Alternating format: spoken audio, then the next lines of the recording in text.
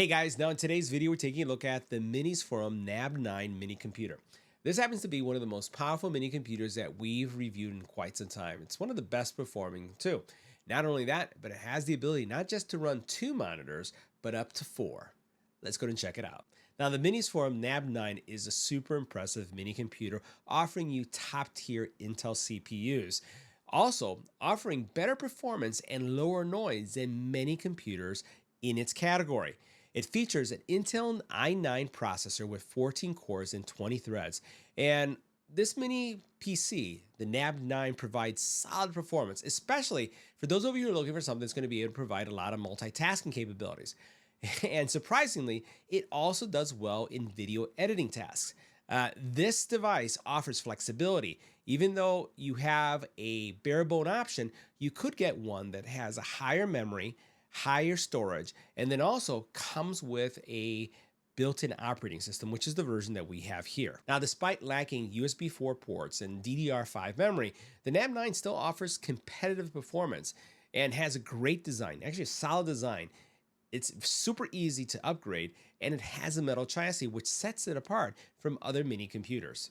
Now, while gaming performance will lag behind AMD's offering, the NAB9 excels in multimedia tasks thanks to Intel's QuickSync hardware decoder, making it a choice for those content creators that are looking to start content creation on a budget. Now, this mini computer has an Intel Core i9 processor with 14 cores, 20 threads, and Intel Iris Xe graphics.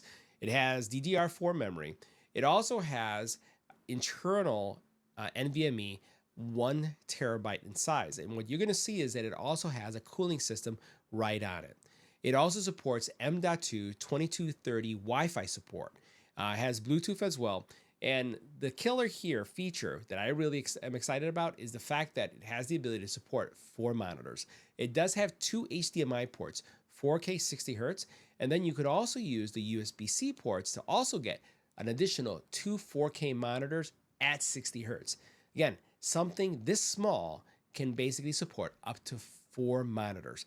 You're going to see in our setup, we have 2 ultra-wide monitors on top of each other that make this thing an amazing, again, a home desktop solution. Now, inside the box, you're going to get a couple things. First of all, you do have an HDMI cable, which we'll put over to the side. You do have a small power brick. This is one of the smallest ones that I've seen for mini computers. Typically, they're a lot larger. And this is going to give you some really nice power for the machine, which, by the way, runs super quiet. In addition to that, you do have a mounting bracket that you can use to mount this underneath or behind a monitor if that's something that you choose. And then also you have this adapter, which you could miss. You don't want to miss this. This is actually going to give you the ability to connect to this device an additional hard drive, a solid state drive. And I'm going to show you where this would go. So here you can see the standard solid state drive connector with a mini connector that's going to go into your mini PC. Now this mini PC has easy access for configuration changes. Watch this. Notice how you have little 2 icons here that all you have to do is press like this. It pops open just like if it was a car. Now watch this. As soon as I flip this over, and this will be easy to miss, this is an area where you'll be able to put a solid state drive, right? And then the little cable that we had, let me see if I can grab it right here. This cable right here has this little connector, is going to go right here to expand the hard drive capacity. So this is going to give you a lot of expansion. Now, you do have here your NVMe, and you notice that it is cooled, right? You have your Wi-Fi and you have your memory. So very easy to access all these areas here as you need to work with them.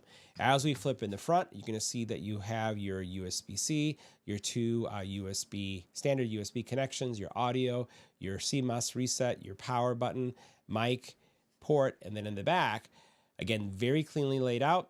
Again, 2 additional USB-As, you have your 2 HDMI, and then you have your 2 USB-C video out. That gives you 4, again, video options. And again, this comes preloaded with Windows. Again, you can have no operating system or with Windows. Ours actually has Windows installed, and you'll see what version we have. So, ultra compact, ultra portable. As you can see, the size of this little guy is here, and it is so well performing. All right, guys, so now let's go ahead and take a look at what I am running with this mini PC. First of all, we have 2 monitors, both of them connected to the mini PC that you see there. And we have on top a 37-inch wide, and this is, I think, an LG one. As we look here in the middle, or actually in the bottom, this is a Samsung ultra wide beast, massive, and you can see how large that one is. I think that's probably a 40. It's just big. And then we basically have our standard keyboard with mouse, just as you normally would. And this thing is having no problem whatsoever running these devices. Now, at the very top, you'll notice I am having some tracking going on here of crypto, what's going on in the crypto space. I like to have that on top. And then over here, I have some other stuff that I've just been playing with. But I just want to show you overall performance. So take a look at the settings that you have, just so you can see what you're going to get and what Windows says this device is. But so far, you know, if you're thinking about using this for Word, PowerPoint, if you go in Google Docs, Google Sheets, you could do some light gaming. This isn't really going to be a gaming rig in any way, but some basic stuff. Definitely Netflix. If you're going to be looking at Amazon Prime kind of video, think about any kind of media you're consuming, word processing, those kind of things. This is going to be extremely well. It's going to do crazy good because it is really fast. And I am just surprised that I can push this type of setup through this little guy. And once again, for those of you who are curious where he is, look at him right there. That's where you can find him. And yeah, it's running everything. So now let's take a look at what Windows is recognizing here. First of all, you can see that this is the Venus series desktop, and you can see again how it's been named. You see that this device, or actually the processor, is a 12th generation Intel Core i9. You can see all the specs right there. The installed RAM, 32, 31.8 is usable. Information about the device, product ID and whatnot. It's running 64-bit Windows, which I really, really love. And there's really nothing connected to it from a pen perspective or touch device. As you scroll down over here, you are looking at running Windows 11 Home, and this has all the most current patches.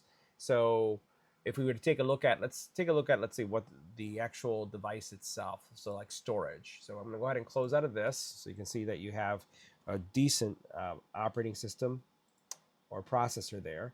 And as I go here, let's go ahead and look at the drive. Now I've been doing some testing files and just video, looking at video playback.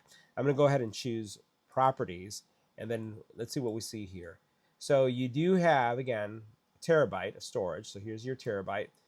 Right now I have 947 gig free, only used up 75, which is really nice.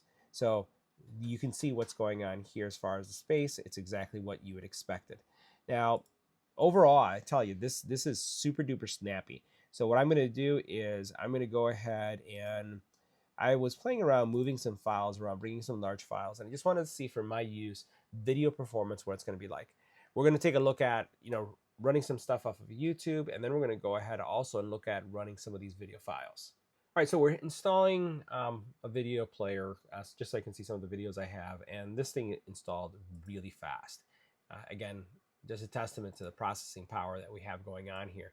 And what I'm going to do is I'm just going to launch one of my videos. I'm going to go ahead and open this video right here. I'm going to go ahead and open it up with VLC because it's formatted using a codec that VLC would recognize. We'll go ahead and choose this and choose, we'll just do just once for now. Word. And this is kind of like, this is unedited. 3, 2, 1, syncing.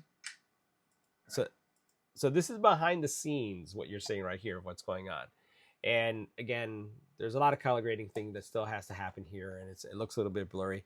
But I was just wanted to show you, basically what's going on with video and how fast it can play content. And it's doing a really nice job there. I'm going to go ahead and resize this a bit because this is the ultra wide display I love, but what ends up happening with ultra wide displays, it makes it really hard to see content sometimes. So we'll go ahead and resize this to this size so you can see this. I'm just going to hit play. That's power delivery 3.1. So what we're going to do is we're going to take a closer look at this battery. We're going to do some charging tests so you can see what kind of power is coming out of it.